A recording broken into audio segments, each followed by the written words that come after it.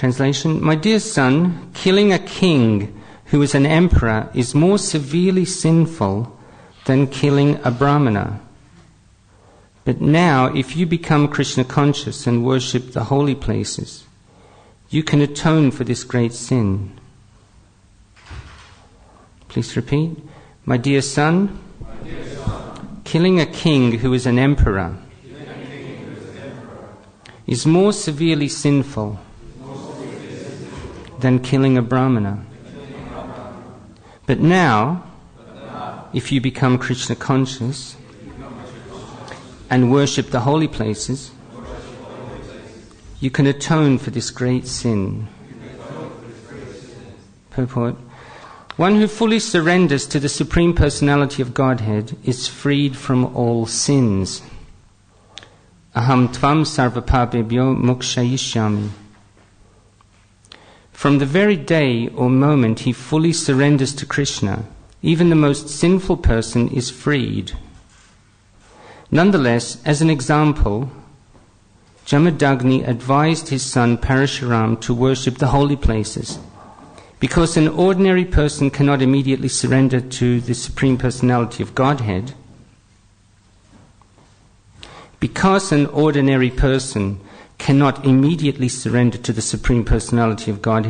he is advised to go from one holy place to another to find saintly persons and thus gradually be released from sinful reactions.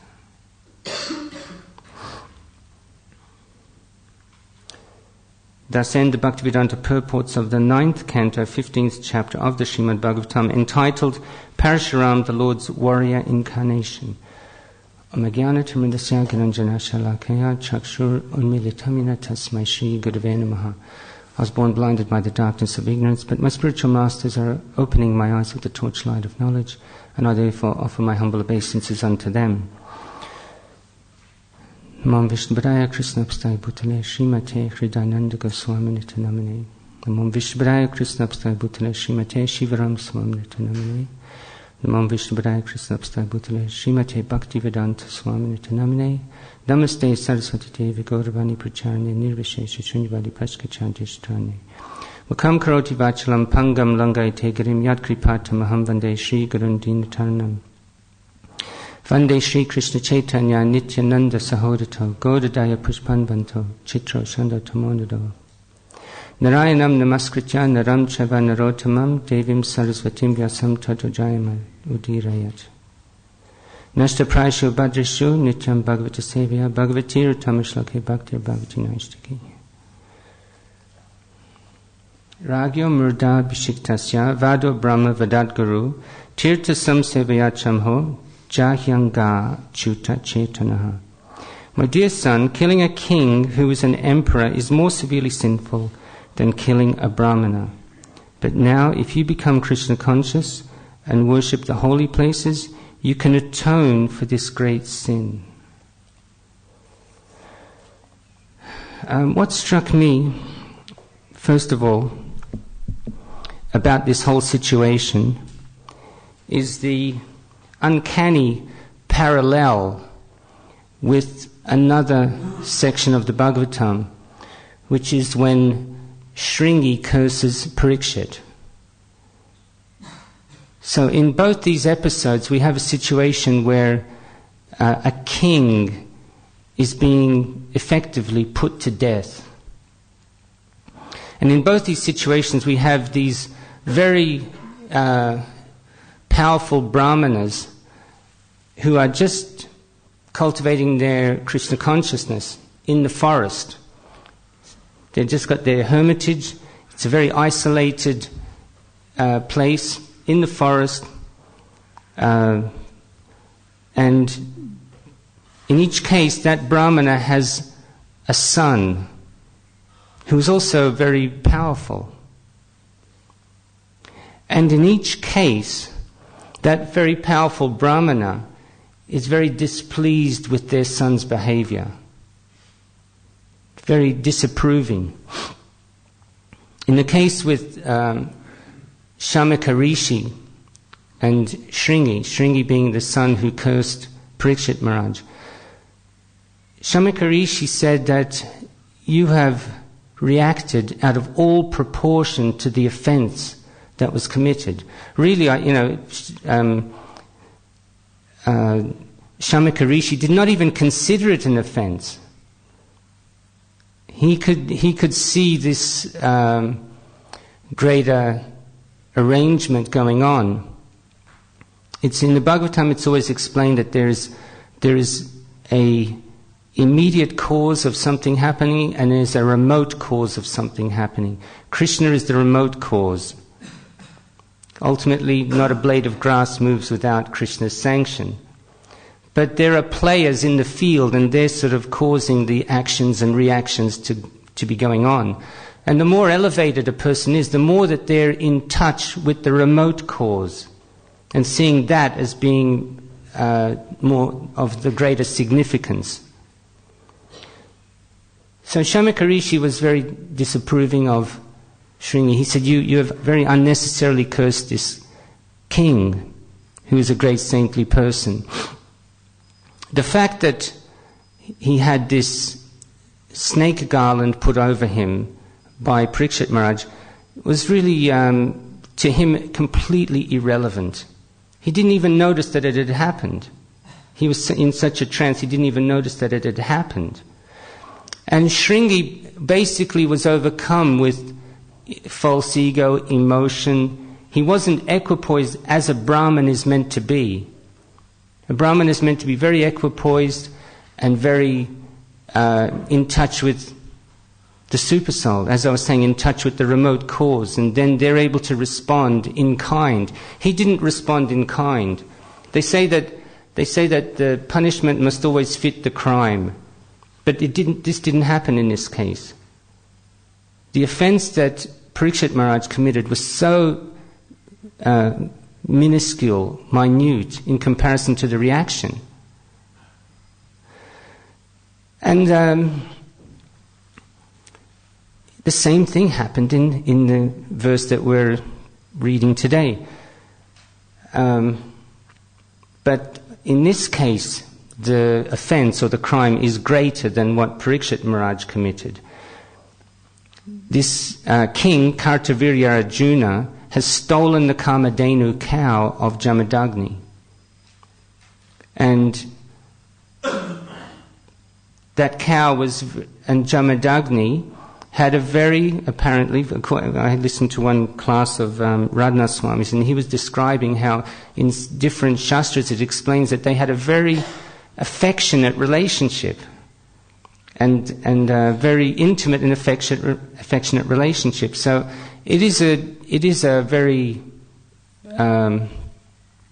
dastardly act to steal that cow, and the motive was not good either. The Kamadhenu cow was very pleased that all her offerings were being used to glorify Krishna and to actually benefit the world. And she was very displeased that she was now being stolen just for the selfish motives of this person, of this out-of-control king. But nonetheless, Parashuram's reaction of going to Mahishmati and killing all of Kartavirya Arjuna's soldiers and then killing Kartavirya Arjuna, that's a very severe reaction, very severe response to the offense. I was thinking, to react like that immediately is very severe. He could have first of all attempted to negotiate. There's so many other ways he could have stolen the cow back, and then there's so many other ways he could have responded. But this is my philosophical speculation on this, because it just occurred to me when I was contemplating this verse. Then, see, Parashuram was born in a Brahmin family. He was brought up a Brahmin, and he displayed all Brahminical qualities. But this reaction of going to Mahishmati and killing everybody is not very Brahminical. So where did this all of a sudden come from? Where did this fierce Kshatriya spirit all of a sudden come from? So my philosophical speculation on this is that it came from the curse of Richika Muni. Because if we look back a little further in this chapter, Richika Muni, he brought 2 oblations, one for his wife, one for his mother-in-law. And the oblation for his wife was so that she would have a Brahmin child. And the one for the mother-in-law was so that she could have, I'm not sure, it doesn't say actually what sort of child she would have. But then the mother-in-law changed the oblations around, and then Richika Muni was very upset and said, as a result of this, your son will have fierce Kshatriya spirit. But Satyavati was upset with this, and she pleaded with him, and finally he relented and he said, okay, your son will be a Brahmin, but your grandson will have this fierce Kshatriya spirit. So Satyavati's son was Jamadagni, and her grandson was Parashuram. So that fierce Kshatriya spirit came out all of a sudden in Parashuram, I feel, because of that curse. And of course we know that Parashuram, he started off a Brahmin, then he became this fierce Kshatriya, and then he finished as a Brahmin again. So in yesterday's very edifying class, Terikadamba was explaining how this moving from one Varna to another is not something that is like a common thing. But then Parashuram is not a common personality. So this is the first point about how these parallels are there, and how both sons reacted out of proportion to the offense. Jamadagni is upset with Parashuram and saying to him, you should have been forgiving. Forgiveness is the first quality of a Brahmin. And he's pointing out that to kill a king is even more of a wrong thing to do than if you kill a Brahmin. The king is the protector of all the citizens. And he's, in a sense, the representative of the Supreme Personality of Godhead. The citizens depend on the king. So, by killing the king, he's not just killed a single person. If you kill a Brahmin, you've killed this individual. But if you kill the king, then you've affected the whole kingdom. You've thrown the balance of the whole kingdom. There's far-reaching consequences for doing that. So Jamadagni is very disapproving of his son's behavior, and he's chalking out this, process or program of atonement.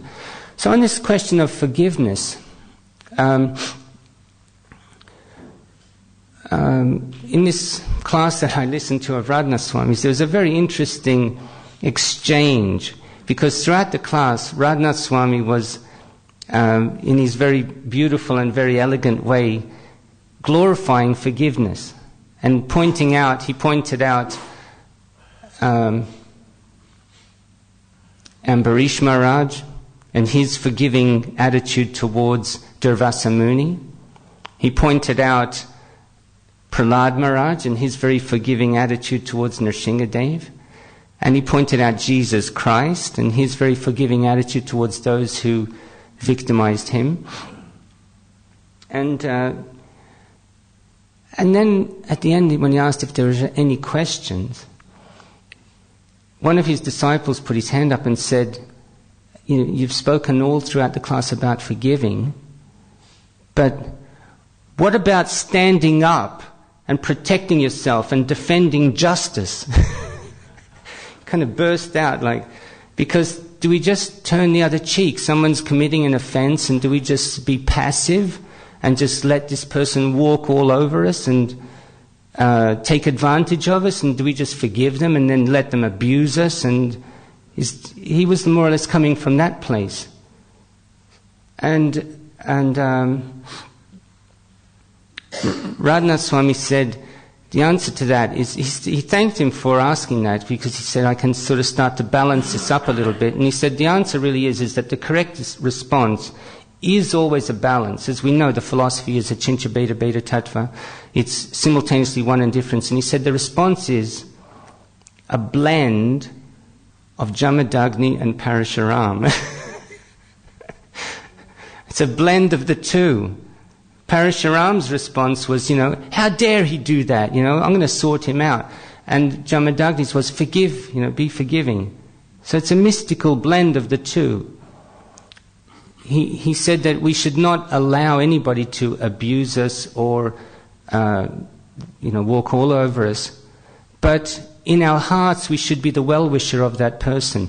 And we should harbour, and this is the point that he made very, very strongly, we should not harbour any vengeful mentality towards a person who's wronged us. We should not harbour any vengeful mentality. We should always be their well-wisher. There's an issue at stake. As soon as that issue is resolved, then there's full forgiveness. And he was saying that until the issue is resolved, then we internally remain their well-wisher, and externally we just, he was saying that externally then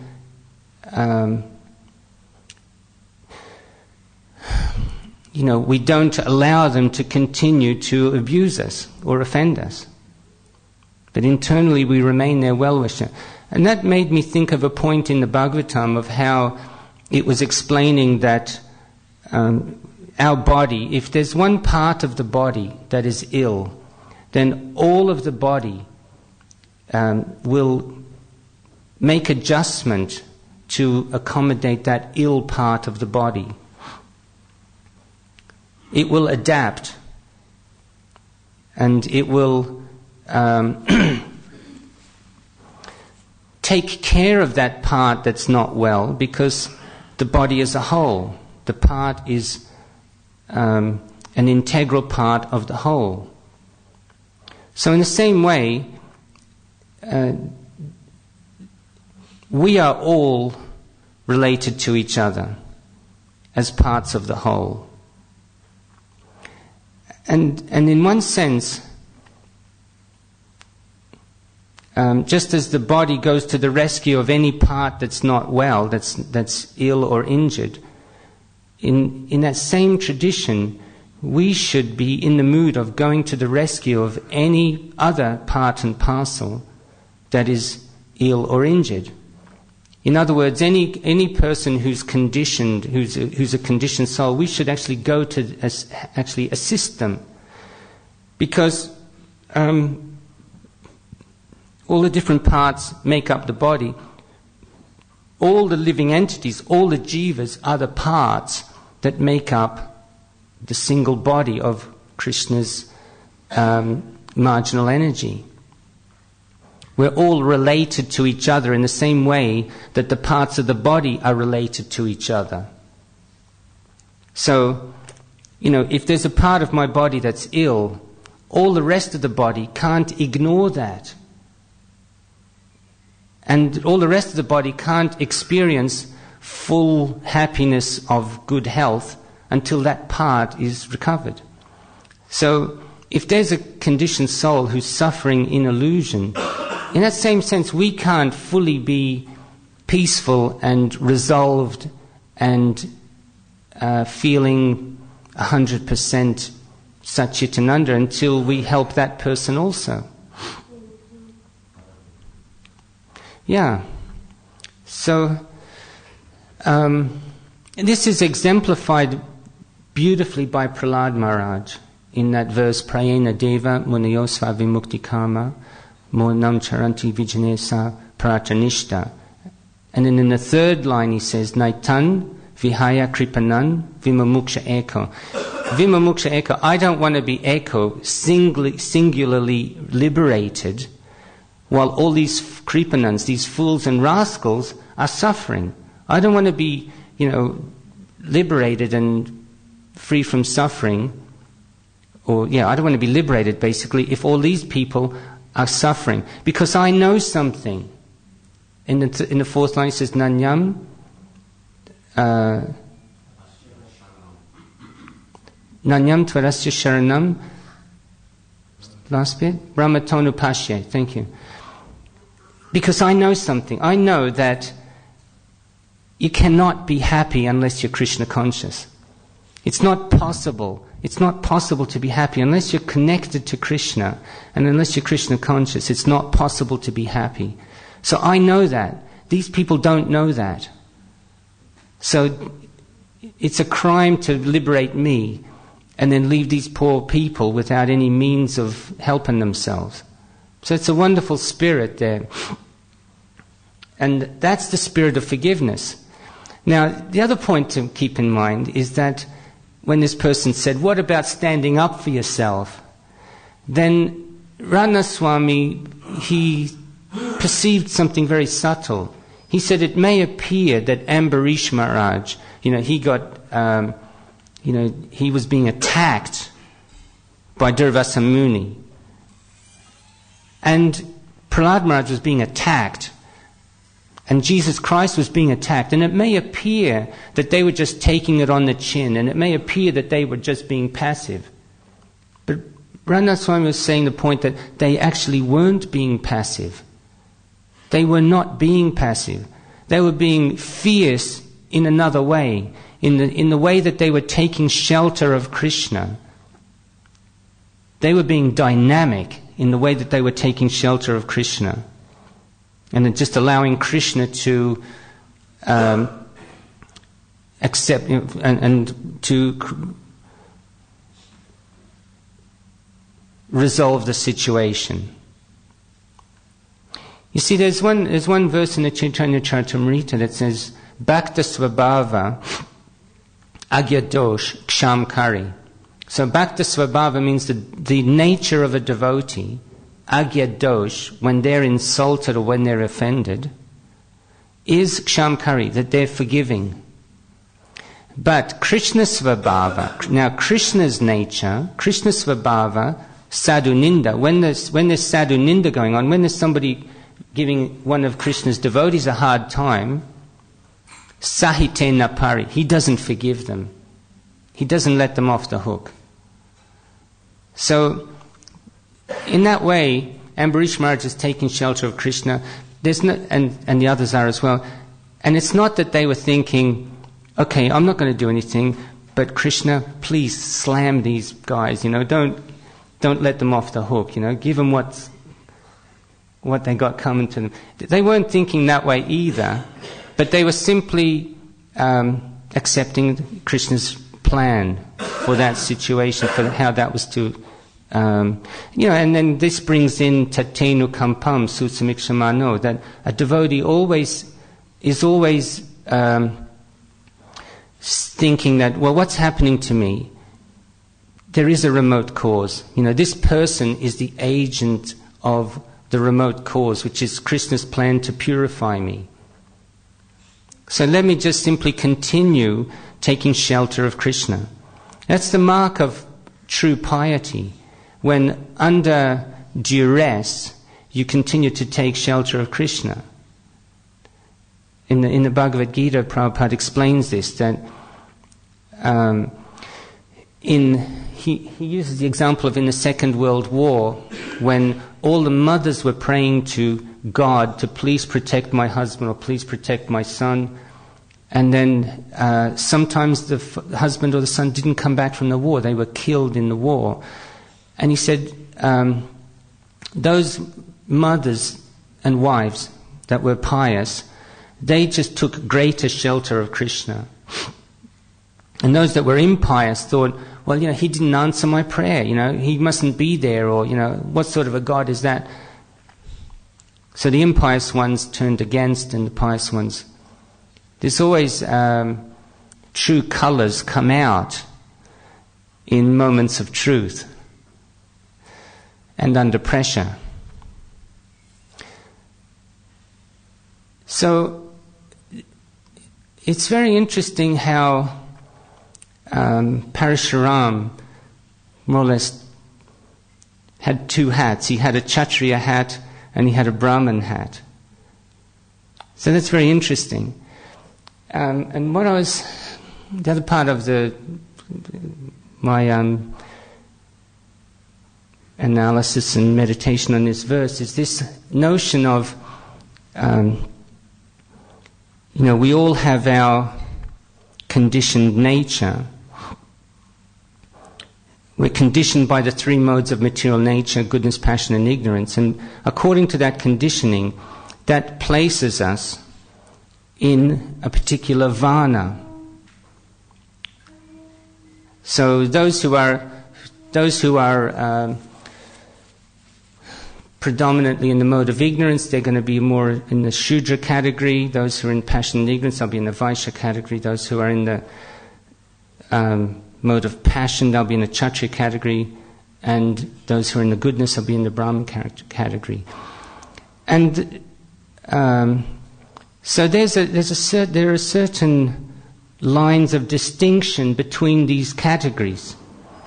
And when you cross a line, Shri Shri Radha Gokulananda ki jai, Sitaram Lakshman Hanuman ki jai, Shri Shri Gaura Nitai ki jai, Iskon Guru Vrinda ki jai. So we can just kind of get a, if this was like a technical, theoretical explanation, you could sort of theoretically say there's a line here dividing the Brahmanas from the Kshatriyas, and there's a line here dividing the Kshatriyas from the Vaishyas, just as there are theoretical lines that divide goodness, passion, and ignorance. They're theoretical. So when a Brahman crosses the line and starts behaving like a Kshatriya, or when any Varna crosses the line and starts behaving like another Varna, there's going to be problems. There's going to be disharmony. So, as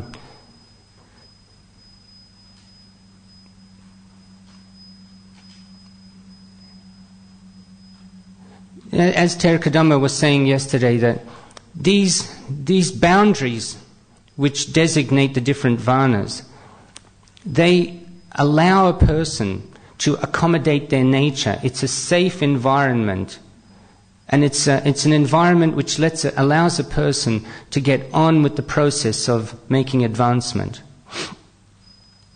It allows them to kind of get on with the purification and understanding who they are spiritually beyond their conditioning. So when you cross over, there's that verse in the Bhagavad Gita which says, Shreya Swadharma Viguna Paradharma Svanustita Swadame Nidanam Shreya Paradharma Bhayavaha. It's making such a strong point about this, that you should not cross the line. You should stay within the prescribed duty that you have within your Varna. Because we are who we are. We all, Krishna has made each individual very unique. So why should somebody who's completely magnificently unique want to try to be somebody who they're not, somebody else? Why should you try and be somebody else? Why not work on just being yourself and raising your own self-realization to its highest potential? That's a much better project than trying to be somebody else realized, than trying to be somebody else. Because no matter how good you try at being somebody else, whoever that somebody else is that you're trying to be can be themselves much better than what you can trying to be them. And we can be ourselves much better than anybody else can if they were to try and be who we are. If somebody's trying to imitate me, I can correct them that you did this part wrong, you did that part wrong. I'm the authority on who I am, as long as, but of course, we don't know who we are. We're still in the dark about who we are in terms of our constitutional spiritual svarup and nature. So the Varnashram system is there to help us move towards that. And one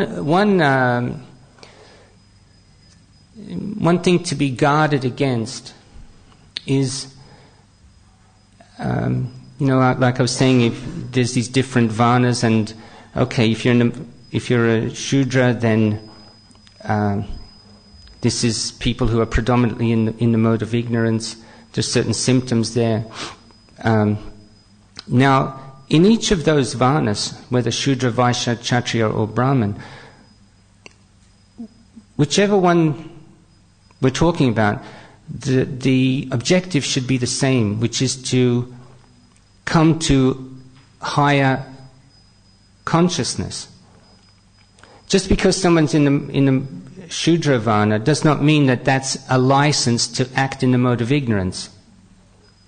That person in that Varna should be cultivating the mode of goodness. All the Varnas should be cultivating that mode of goodness. Because it's only by the mode of goodness that you start to see things as they are. The Bhagavad Gita explains this in the I'm not sure which chapter, it's possibly the 18th, understandings in the modes of nature. So in the mode of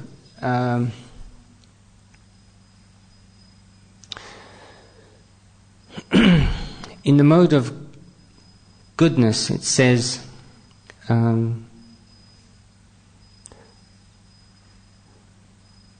I might need Govinda to help me on this, but dharma adharma ya pashed.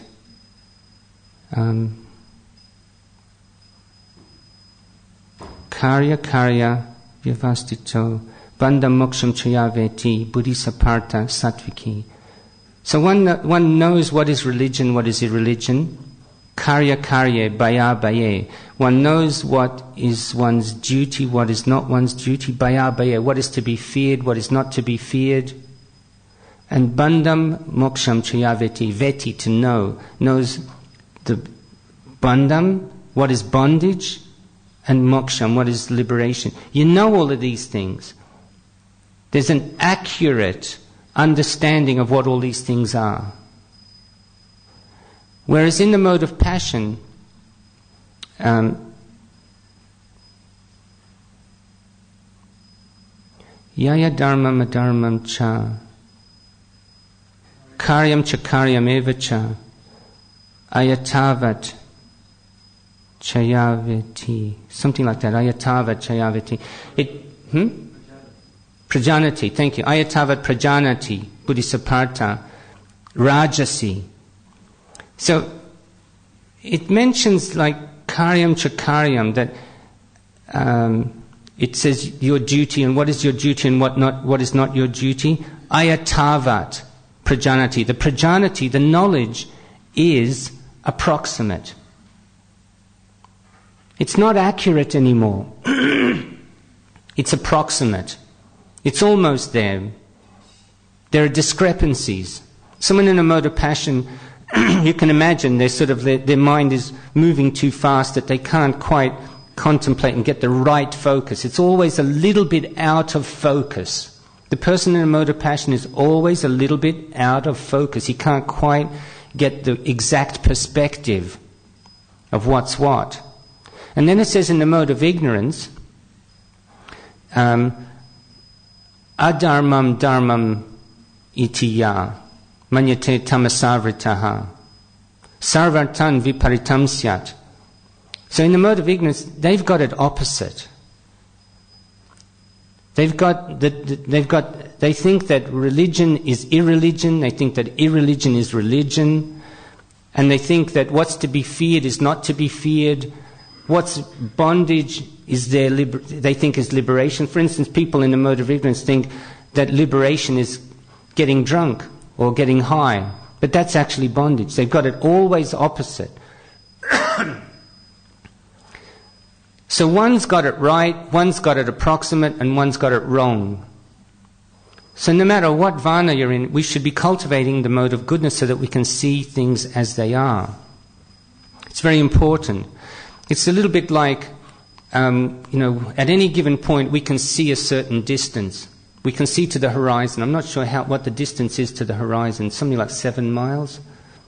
I'm not sure exactly. But you can see to the horizon. But if you're in the mode of ignorance, then you can't see the horizon. Things are blocking you. You're tolerating things in your consciousness that are blocking your vision.